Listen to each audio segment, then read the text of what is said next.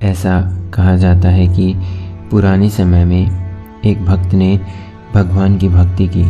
भगवान उसकी भक्ति से खुश हो गए और वे भक्त के सामने प्रकट हुए और उन्होंने उससे कहा कि मांगो, तुम क्या मांगना चाहते हो। भक्त ने कहा, भगवान, मैं चाहता हूँ कि मैं जो भी मांगूँ मुझे मिल जाए। भगवान ने कहा, ठीक है, परंतु मेरी एक शर्त है, और शर्त ये है कि तुझे जो भी मिलेगा तेरे पड़ोसियों को उससे दुगना मिलेगा। इतना कहकर भगवान अंतर्ध्यान हो गए, पर भक्त के लिए तो समस्या खड़ी हो गई, क्योंकि जो भी मांगता पड़ोसियों को उससे दुगना मिलता।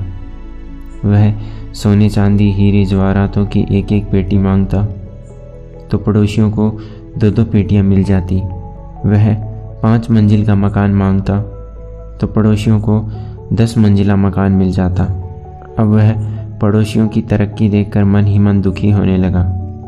एक दिन उसने मांगा कि मेरे घर के सामने 5 कुएं बन जाएं, तो पड़ोसियों के घर के आगे 10 कुएं बन गए। फिर उसने मांगा कि मेरी एक आँख फूट जाए। उसकी एक आँख फूटी तो पड़ोसियों की दोनों आँखें फूट गई। अब धीरे धीरे लोग अंधे होकर कुओं में गिरने लगे और वो इस तरह गांव का राजा बन गया।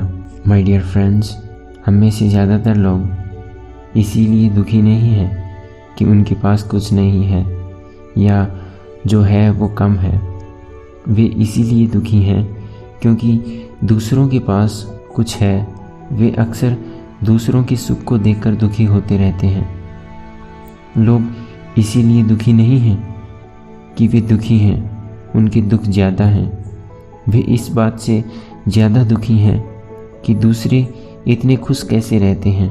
सो माय डियर फ्रेंड्स, दूसरों के जीवन में ताका झाकी करने के बजाय यदि हम ये देख लें कि हमारे पास क्या है और जो हमारे पास है शायद वह किसी के लिए एक सपना हो।